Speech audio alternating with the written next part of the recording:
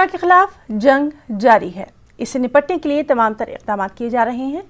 तीसरी लहर को लेकर लोगों में डर और खौफ का माहौल भी देखा गया। माहिरीन ने तीसरी लहर में बच्चों के मुतासिर होने का खदशा जताया है। इसी हवाले से IAP ने एडवाइजरी भी जारी कर दी है। खुसूसी रिपोर्ट।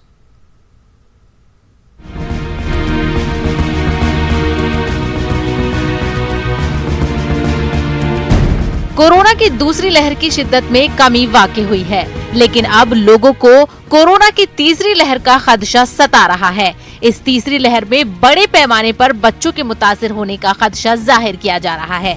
इसी को देखते हुए मुल्क के सबसे बड़े पेडियाट्रिक्स एसोसिएशन ने एडवाइजरी जारी की है, जिसमें ये कहा गया है कि जरूरी नहीं है कि तीसरी लहर बच्चों को मुतासिर करे।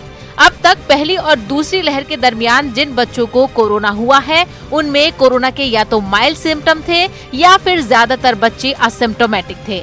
बहुत कम तादाद में ऐसे केसेस आए हैं जिनमें बच्चे शदीद तौर से बीमार हों, क्योंकि बच्चों का इम्यूनिटी सिस्टम मजबूत होता है और अभी तक इस बात का कोई सबूत नहीं है कि तीसरी लहर में बच्चे शदीद बीमार होंगे। And we are worried that whenever we face third wave, whether children will be mainly affected. Now, if you look at the first and second wave, children are not mainly affected. In first wave, there were very few of them. Really, most of them were asymptomatic.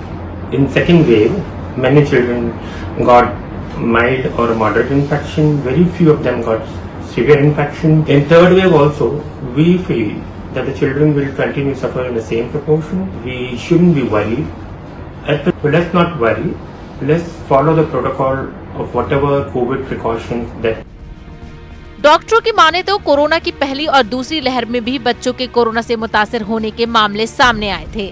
हालांकि बच्चों की तादाद बड़ों के मुकाबले में काफी कम थी।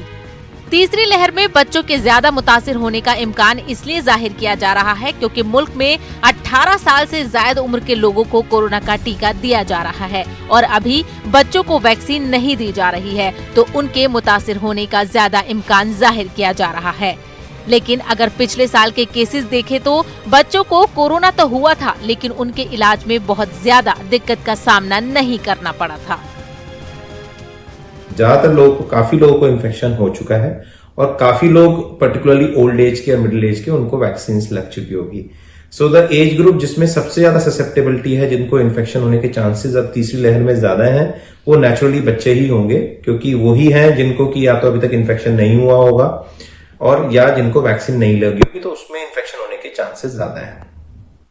बट अच्छी बात यह है कि जो बच्चे होते हैं, 90% बच्चों में जो इन्फेक्शन होता है या तो उनमें कोई सिम्टम्स ही नहीं होते या बहुत माइल्ड इलनेस होती है। एंड बहुत रेयर होता है कि 5-10% बच्चों में या उससे भी कम में एडमिशन की जरूरत पड़ती है और हार्डली 1 से 2% बच्चों में ICU एडमिशन की जरूरत पड़ती है कि जिसमें कि वो प्रॉब्लम सीरियस हो। पेडियाट्रिक एसोसिएशन ने वालिदैन को सलाह दी है कि वो इस दौरान बच्चों का ज्यादा से ज्यादा ख्याल रखें। मुल्क में कोरोना का खतरा अभी भी बरकरार है।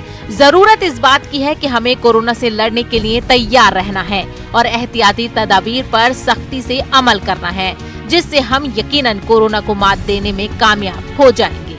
Bureau report.